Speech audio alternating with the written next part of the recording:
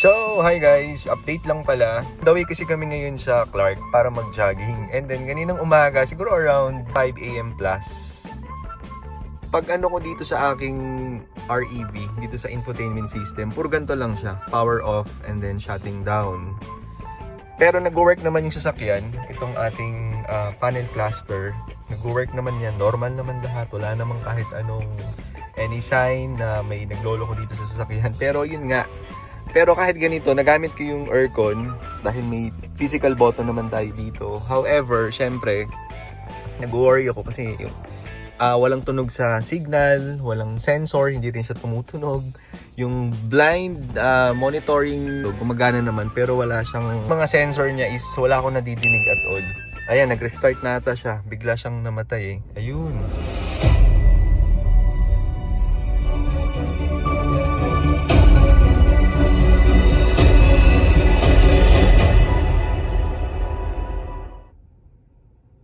So nagulat naman, attention, all data processing for we do not collect or pressure. Parang nag-update pala yung system niya. Tapos close na natin to. Ayan, so nag-work na siya ulit. Pero kinabahan ako ng very light. Okay na siya, nag-work na siya ngayon. Parang nag-hard reset yata siya or nag-update. Pero from Bulacan to dito, sa may ano, san ba to? Sa may total dito sa NLEX, wala talaga. Blackout talaga siya. Puro shutting down lang, ganun. Pero nagagamit ko yung sasakyan, okay siya. Wala naman akong any na-encounter na problem pa. Aside dito sa nag-blackout nga natin na infotainment system. So yun lang, siguro pagka ganun din yung nangyari sa inyo, relax lang. Number one, mag-relax. Huwag masyadong mag-worry.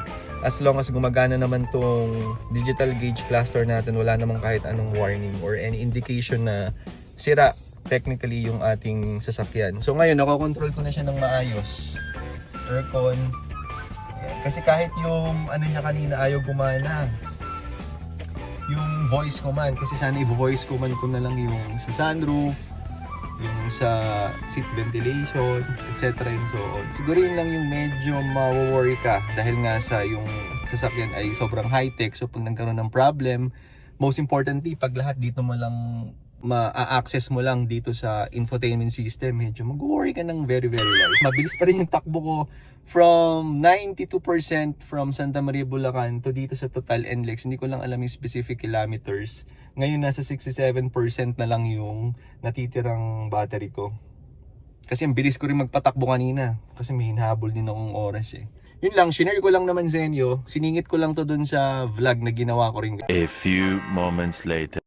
Hi guys, what's up? It's me, Vin Exclusive, and welcome back to another vlog. It's been a long time, but anyway, for today's segment, I'll be sharing to everyone how's my 6 months ownership experience dito kay Tigo REV since binili natin siya November 6.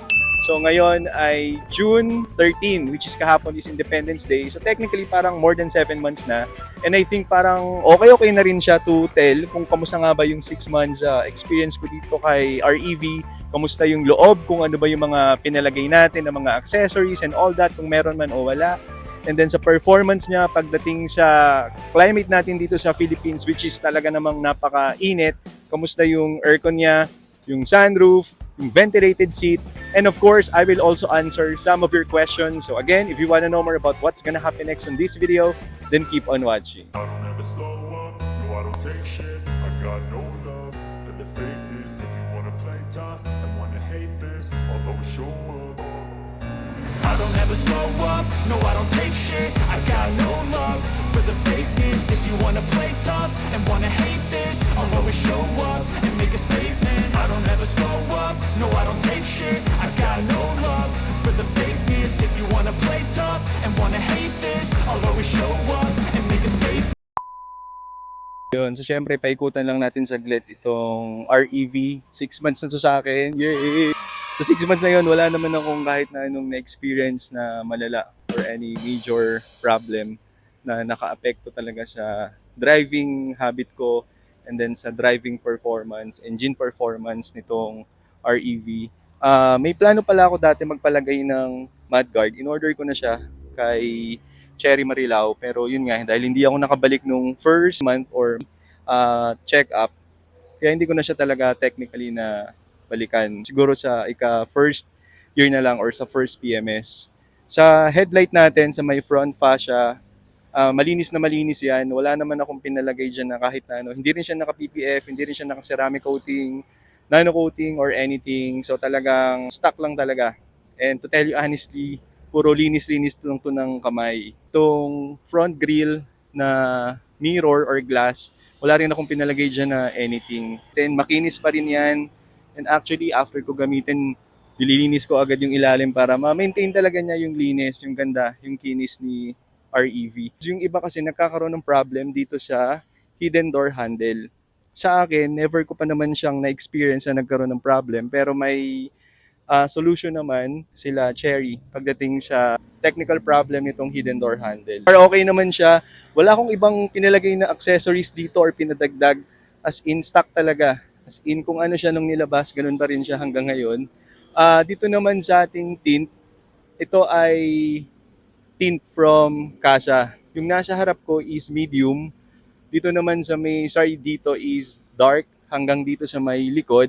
Pero yung harapan ko, nung nilabas kasi to, yung front windshield ay hindi siya nakatint. Pero ngayon nakatint na rin siya. That's X Films ceramic tint. So maganda naman kasi kahit na tirik yung araw, kagaya ngayon, okay pa rin naman siya. Hindi pa rin mainit sa loob and may privacy ka na. Kasi dati, wala talagang privacy at all. And one thing na nagustuhan ko rin dito kay REV is yung kanyang ground clearance.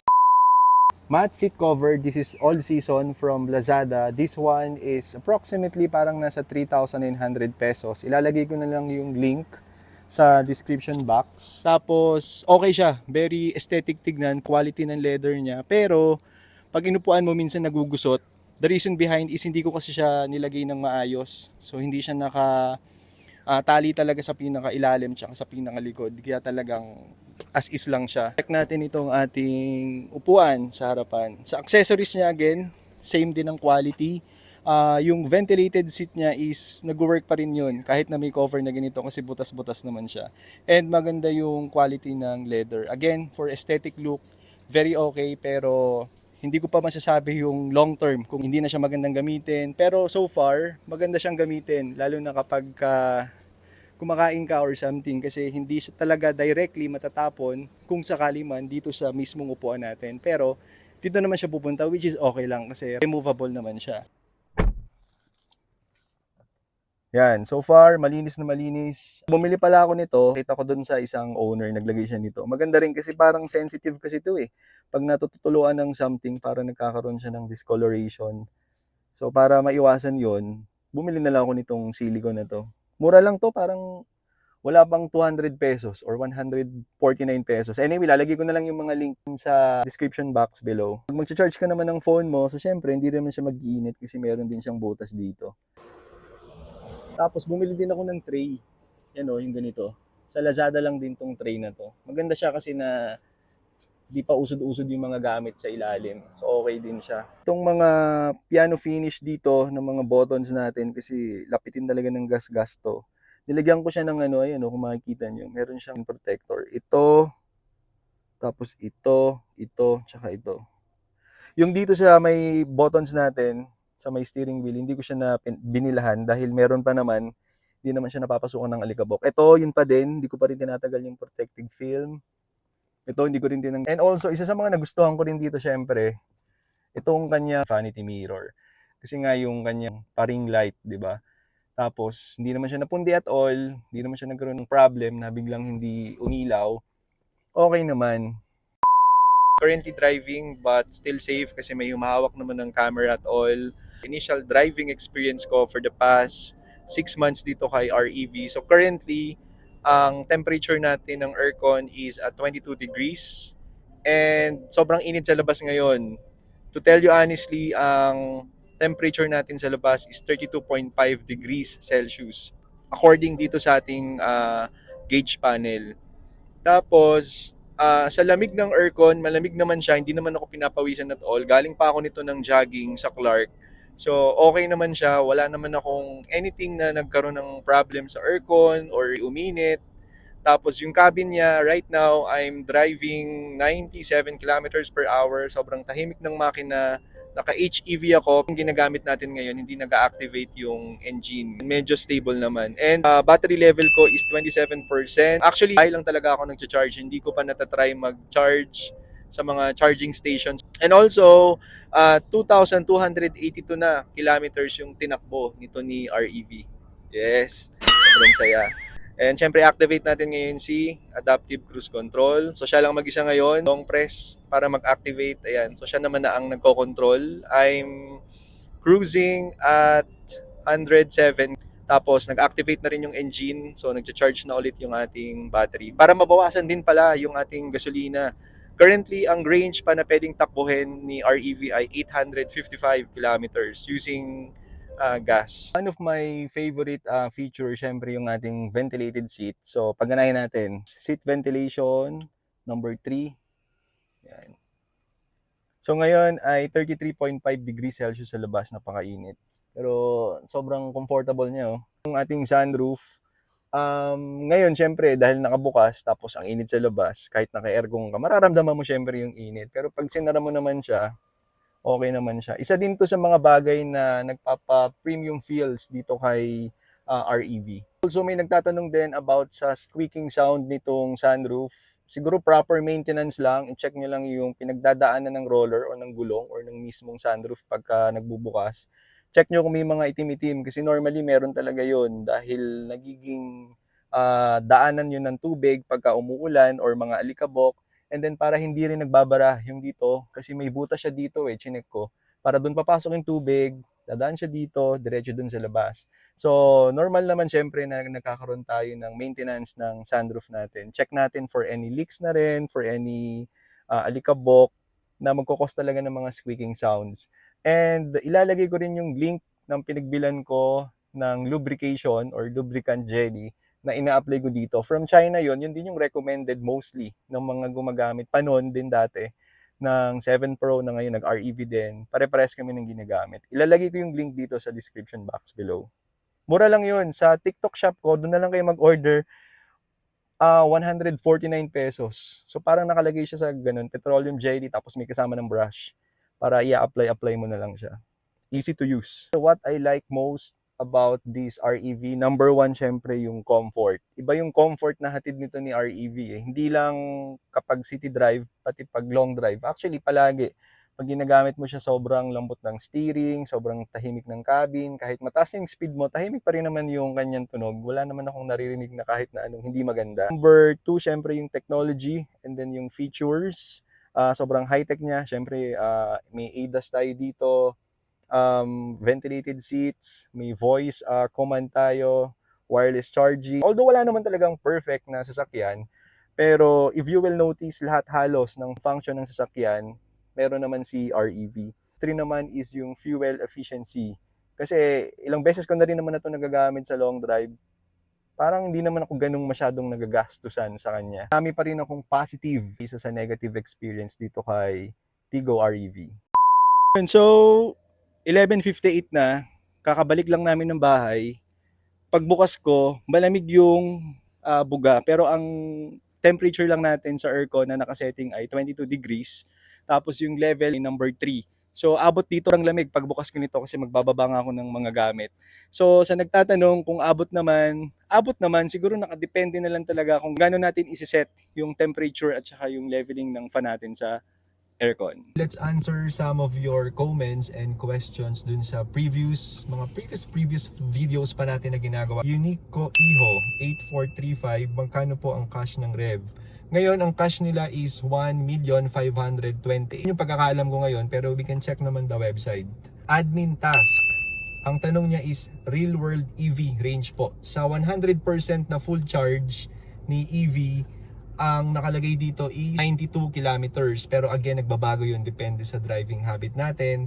Pero ang claim ng Chery ay 140 kilometers.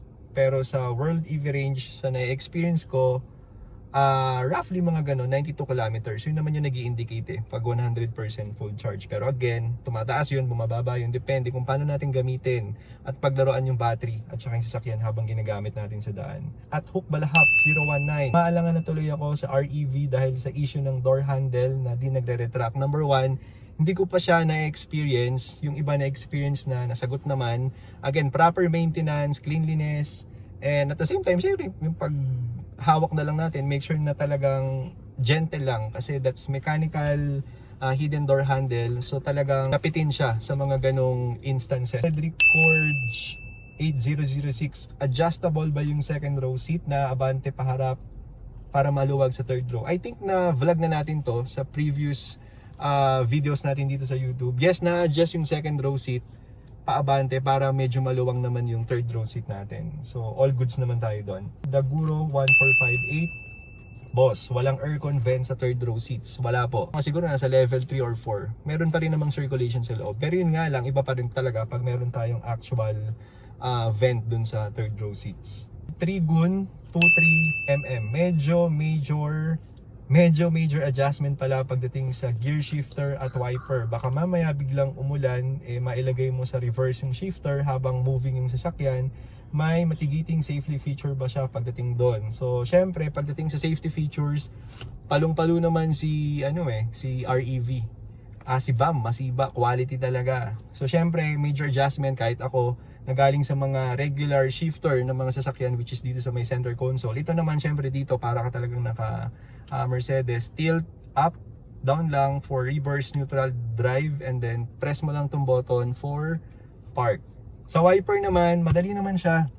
Ito lang naman din, pag-aaralan mo lang talaga and you will used to it naman na along the way. KC Topher 1930. Sir, hindi po ba mahirap sa pyesa ang Chery Tigor EV? May planta naman, nandiyan naman si Chery, nandiyan naman si Owagi. Let's enjoy the moment habang gumagana. Pag nagka-problem, pwede naman tayong mag-reach out sa kanila.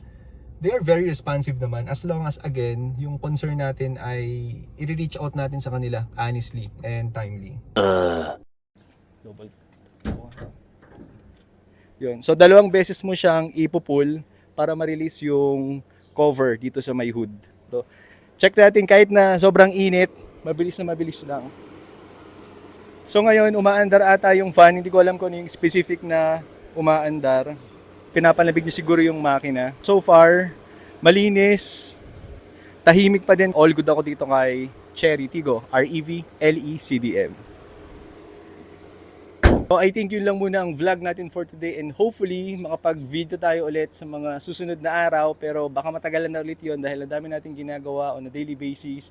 Pero I would like to shout out yung mga members and owners natin ng Chery Tiggo REV, pati na rin syempre yung mga members natin ng 7 Pro, sa admin ng REV, sila Sir Daryl, sila Sir Sam, sila Sir Marco, sa lahat po sa inyo, sila Sir Daniel, syempre si Sir JM. So, shoutout po sa inyong lahat. So much for watching. Please don't forget to subscribe on my YouTube channel, Vin Exclusive, para kahit walang kwentang araw nyo, ma-feel nyo pa rin na exclusive kayo. And syempre, don't forget to follow me on TikTok at Vin Nicolas de Vera.